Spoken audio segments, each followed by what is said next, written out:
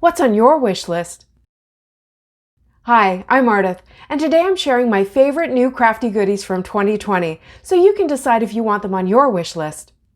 I'm working from number 10 to number 1, and I've got all the products linked below. And as a bonus at the end, I've got some stocking stuffers that are smaller items that'll be the perfect little gift. Let's dive right in. At number 10, we have the Slimline Essentials Die Set from Jillian Vance Design. Slimline cards are all the rage right now, and there's a ton of new products out there to help you make them. Jillian has a whole collection of slimline dies, and you can check them out, but I think this one is a great basic to have. To start, it has two large dies. One is the full size of a slimline card front, 3.5 by 8.5 inches, and the next one is 3 by 8 inches, which is the perfect size for leaving a 1/4 inch mat around the panel. Also included in this set is an adorable little Polaroid frame. You can fit 3 on a landscape card or even squeeze 3 onto a portrait card. And when you cut it, you get a 2 by 2 inch square, which you can fit back into the frame or keep it for another project. It also has 6 little sentiment strip dies of varying sizes. Most of these dies have Jillian's signature stitch dot pattern on the edge, which gives a nice finished look, and these will work well with any other Jillian Vance Design dies you have with that pattern. At number 9, I have the new large blending brushes from Altenew.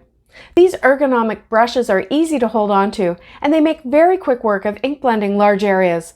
The bristles are very soft and dense, and they come with their own little case that leaves space for the bristles to dry.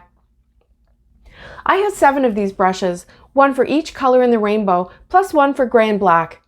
One of these would make a perfect stocking stuffer for someone special. At number 8, we have what is probably my favorite new storage solution in my craft room. I bought 2 of these Simple Stories 6 by 8 inch binders from scrapbook.com for storing my stencils. I used to use a regular 8.5 by 11 inch binder with page protectors in it, but I found that it was really too big and I had to dig way down to get the stencils out. I even tried cutting those pages down to 8 by 8 inches, but they were still a bit floppy in the binder, so I kept an eye out for a better solution. These binders come with a variety of page protectors with different numbers of pockets and decorative pages and dividers, and I just bought some extra page protectors with just the one big pocket.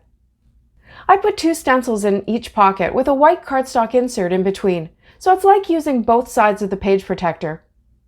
Each of my binders currently has about 40 stencils in it, and I keep them alphabetically by manufacturer.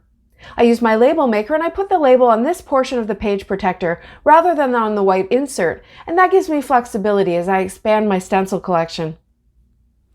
Number 7 is Easy Lights from Pearblossom Press. I've made a number of cards and tags through the year with these lights, and I'll link to my playlist below so you can see my projects, but here's how easy it is. 1. Put the battery in. 2. Press the button. 3. Tape the lights where you want them. Done. Yep. No circuit building, no copper tape. Just light up cards that will definitely be treasured for many years. Now these things are not inexpensive, so you'll want to save them for your really special cards, but man, they are so easy to use and they really make your projects stand out. Number 6 is the Radial Pinpoint cover plate die from Birch Press Design that doesn't actually cut. Well, it will cut out an A2 size panel if you start with something bigger, but I usually don't. What it does do is poke all these little holes into your cardstock in this radiating circle pattern. This is such an easy way to add interest to a background, and it goes with almost any style. Masculine, floral, Christmas, birthday, you name it. I've even cut it down to use on square cards and tags. And staying in the area of dies, number 5 is the new Tall and Skinny Alphabet and Numbers die sets from Essentials by Ellen. These letters are, well, tall and skinny, so you can fit a ton of them on the card to be able to really customize your design. You can go from classic to funky in style, and they're wobbly enough that if you don't get them spaced out perfectly or lined up, no one will ever know. That's one thing that makes them easy to work with. The other was a surprise to me because they are so spindly, but they're super easy to add glue to and stack up. I use this Zig 2-way glue pen to do it, and I guess because of the smooth shape of them, you can wiggle them perfectly into place with no trouble at all. Number 4 is the new Misti stamp positioning tool. You already know all the benefits of using a stamp positioner. Easy lining up for making multiples, and the ability to restamp if you don't get a good impression the first time. For me, the reason I bought this new one, and the biggest difference, is the metal hinges. I had problems with my original and mini Misti hinges cracking and losing the pins, which made the doors a little wobbly. Also, the new lid goes beyond the base, so it's easier to lift up. There's a little spot to park your bar magnet if that's what you use, and the grid on the lid is etched in and the rulers are etched as well. This upgrade just feels sturdier, a pro Misti if you will. If you have an old Misti, you probably don't need to upgrade. Number 3 is my favorite inks, Catherine Pooler inks. These dye inks are water-based and water-reactive, which means you can ink blend easily with them, you can watercolor with them, and when you flick water on them, you can lift the color to get some interest in texture. And most importantly, when you stamp with them, you get full coverage, first time, every time. There's a large collection of colors, and the latest 2 colors are Cranberry, Fizz, and Deck the Halls. Deep, rich Christmas colors just in time for the holidays. Number 2 is not a new tool this year. Well, it's new to me, and it took me years of watching my friends using them before I finally dove in, and now I'm wondering why I waited. It's a gel press. There are several brands, and they come in all sorts of shapes and sizes. Mine is 5x7. I'm still delving into the things I can do with this, but one of my current favorite things to do is to create my own colored cardstock, along with my Catherine Pooler inks. This is how I do it. I choose 2 or 3 ink colors that are in the same color family. I lay them down on the gel plate, and then I lightly brayer them to spread them a little and blend, but not too much or you lose some of the variation in color. Then I put my cardstock down on the press and I roll over the back with the brayer to transfer the ink onto the paper. Then I pull it back. To deepen the color, I usually do another layer, and this time I lay the colors down in a different direction, or maybe I add another color for even more variation.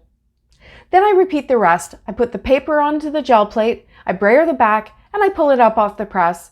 Now I've got cardstock that can be used as a background or for die cutting or using as strips.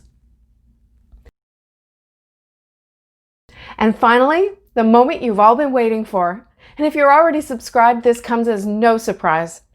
My favorite new tool of 2020 is the Stencils 360 tool from Penguin Palace Stamps. This is a tool that uses round stencils to create circular geometric patterns, and I've been having so much fun with it. I'll put a link to my playlist below so you can get a more detailed look at how exactly to use it, as well as a bunch of ideas for getting more out of it. This tool is well made and easy to use, and if you love geometric designs, it makes them so easy by eliminating all that nasty math and just letting you spin to your heart's content. So there's my top 10. Did I miss anything? Let me know in the comments below if there's something you think I need on my wish list. And before you go, I promised you some stocking stuffers. These are also some of my favorites, but at a smaller price point, so they're the perfect little gift for a friend, or a reward for yourself. This Radial Clear Shimmer Spray adds a perfect shimmery finish to any cardstock. If your background is ink blended, it softens the blend and is a great way to hide any imperfections.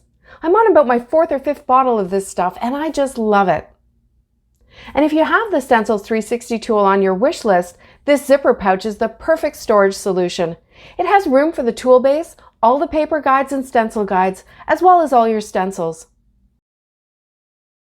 What are you wishing for this Christmas? I hope this video gave you some ideas for your wish list. Thanks so much for watching. See you next time.